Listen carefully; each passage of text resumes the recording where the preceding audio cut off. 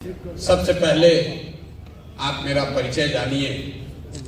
मेरा नाम प्रशांत किशोर है। हम वही प्रशांत किशोर हैं जिसने 2014 में नरेंद्र मोदी का अभियान इस देश में चलाया है। हमने मोदी को बनाया नहीं है, कोई किसी को बना नहीं सकता है, लेकिन मोदी जी के वहां पहुंचने में जरूर हमने कंधा लगाया है। उस नजरिए से अगर आप भाजपा के विचारधारा के विरोधी हैं या मुसलमान होने के नाते आप ऐसा समझते हैं कि जिस शख्स ने नरेंद्र मोदी की मदद की है उसके साथ कैसे चले, उस पर भरोसा कैसे करें, तो ये बिल्कुल आपकी वाजिब वजह है। आपको हमारे साथ नहीं चलना चाहिए, हम पर भरोसा नहीं करना चाहिए। लेकिन अगर आप मेरे परिचय का ये हिस्सा जानते हैं कि 14 में मैंने मोदी जी का अभियान चलाया है, तो आप में से कुछ लोगों को यह भी पता होगा कि 2014 से लेकर 2021 तक इस देश में जहां कहीं भी मोदी भाजपा हारा है, हराने वाला कोई भी हो, चाहे वो बिहार में महागठबंधन हो, पंजाब में कांग्रेस हो, तेलंगाना में केसीआर हो या बंगाल में ममता बनर्जी हो, हराया चाहे जिसने भी हो, उन सब के पीछे भी इसी प्रशांत किशोर ने कंधा लगाया। यहां आपने बात करी है मुसलमानों की दुर्दशा पर। हम अपनी आंखों से भी देख रहे हैं, लोग सच्चर कमेटी में पढ़ते हैं, यहाँ बड़े बड़े दानिश्वर बैठे हुए हैं, बड़ी बड़ी बातें आपने कही। आप कह रहे हैं कि आपकी हालत ये क्यों है। कोई हमको अपना रहनुमा बनाना चाहता है, कोई पूछ रहा है कि आप बताइए पहले क्या कीजिएगा तब आप पर भरोसा करेंगे। किसी ने अपना मोहब्बत का पैगाम ही पूरा पढ़ दिया। मुसलमानों की ये जो दुर्दशा है, ऐसी किसी ने सही कहा कि ऐसी बैठकें पहले भी होती रही हैं, आगे भी होंगी। इससे मुसलमानों की दुर्दशा नहीं सुधरने वाली। जब तक आप ये नहीं समझिएगा कि आपकी इतनी दुर्दशा है क्यों, इसलिए नहीं है कि आपकी संख्या कम है, इसलिए नहीं है कि नेताओं ने आपको ठगा है। नेताओं ने जितना आपको ठगा है उतना समाज के दूसरे हिस्से को भी ठगा है। आपकी दुर्दशा इसलिए है कि आपके कौम के सबसे बड़े रहनुमा पैगंबर साहब ने कहा कि जिस कौम को अपने रहनुमाओं की समझ ना हो उसके ऊपर जालिम हुक्मरानों को मुसल्लत कर दिया जाता है।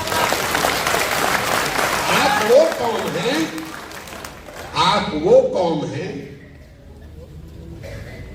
जिसको अपने रहनुमाओं की समझ ही नहीं है, वो समझ बनी ही नहीं। आप वो कौम हैं जिसकी शुरुआत का पहला शब्द ही है इकरा, पढ़ो, और उस कौम ने अपने बच्चों की पढ़ाई को ही छोड़ दिया। मेरे भाई, आपको प्रशांत किशोर से सीखने समझने की जरूरत नहीं है। ना हम आपके रहनुमा हैं, ना होने का दावा करते हैं। आपको अपने कौम में जो बातें बताई गई हैं सामाजिक, राजनीतिक, सियासी नजरिए से, अगर आप उसको स्वीकार कर लें, उसी से आपकी बदहाली दूर हो जाएगी। जब मैं कह रहा हूं कि आपको अपने रहनुमाओं की समझ नहीं है, ज्यादातर लोग यहां कहेंगे भैया विकल्प नहीं है। हम आपको उदाहरण देके बिहार के नजरिए से बताएंगे कि आपको कैसे रहनुमाओं की समझ नहीं है। आज जितने भी मुसलमानों से आप बात कीजिए, वो कहता है भैया हम लोग के पास विकल्प नहीं है। 2014 में आपके पास विकल्प आया था। आज जो यहाँ के सदर हैं, हम उनके विरोध में खड़े हैं, वो भाजपा के साथ है, लेकिन नीतीश कुमार 14 में उन्होंने आपके साथ कोई दगा नहीं किया था। यहां जितने शख्स बैठे हुए हैं, आप ये बात मानिएगा कि 2005 से लेकर 2014 तक नीतीश कुमार ने मुसलमानों के साथ कुछ गलत नहीं किया। ये वही नीतीश कुमार हैं कि 2010 में जब उनकी चलती थी तो नरेंद्र मोदी को बिहार में उन्होंने घुसने नहीं दिया था। ये वही नीतीश कुमार है 2012 में जब नरेंद्र मोदी को भाजपा ने अपना अभियान का चेहरा बनाया तो नीतीश कुमार उस गठबंधन से बाहर निकल गए। अपनी सरकार, अपनी पूरी राजनीतिक कैरियर को दांव पर लगाया। लेकिन वही नीतीश कुमार जब 2014 में चुनाव के मैदान में आए तो यहां बैठकर बड़ी बड़ी बात कहने वाले कौम के जो रहनुमा हैं, आपने नीतीश कुमार को रहनुमा नहीं बनाया। तब आप लालटेन पकड़कर घूमने लगे। मेरे भाई, अगर आप दगा करोगे तो आपके साथ भी कोई दगा करेगा। आपने नीतीश कुमार के साथ भलाई का काम नहीं किया तो नीतीश कुमार अगली बार जीत कर आया जब 15 में आपके वोट से, हम नीतीश जी के साथ थे, हमने महागठबंधन बनवाया था।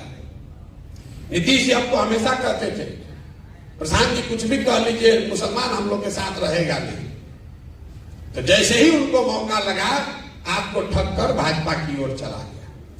लेकिन मुसलमानों की राजनीतिक सलाहियत को आप देखिए, वही नीतीश कुमार अभी 1.5-2 साल पहले फिर भाजपा को छोड़कर महागठबंधन में आ गए, इंडिया अलायंस बनाए और सारे मुसलमानों को लगा कि अब यही नया रहनुमा है जो हम लोग को देश में बचाएगा। अब वो आदमी चुनाव से पहले ही फिर आपको छोड़कर भाग गए। ये आपको क्या बताता है? जब आपको नीतीश कुमार को रहनुमा बनाना था तब आपने उनको माना नहीं। जब उस पर भरोसा नहीं करना था तब आपने उसको रहनुमा बनाकर उन्हीं के कहने पर इंडिया अलायंस के भरोसे देश का चुनाव लड़ने वाले थे। पता चला चुनाव से पहले ही भाग गया। ये तो भला हो कि चुनाव से पहले भागा, लेकिन अगर नहीं भागे होते तो हम आपको लिख के देते, यहाँ जितने जितने दानीश्वर मुसलमान बैठे हो, समझदार बौद्धिक तौर पर प्रबुद्ध लोग, सब लोग जाकर आप लोग नीतीश को वोट देते हैं। जीतने के बाद वो आदमी भागता।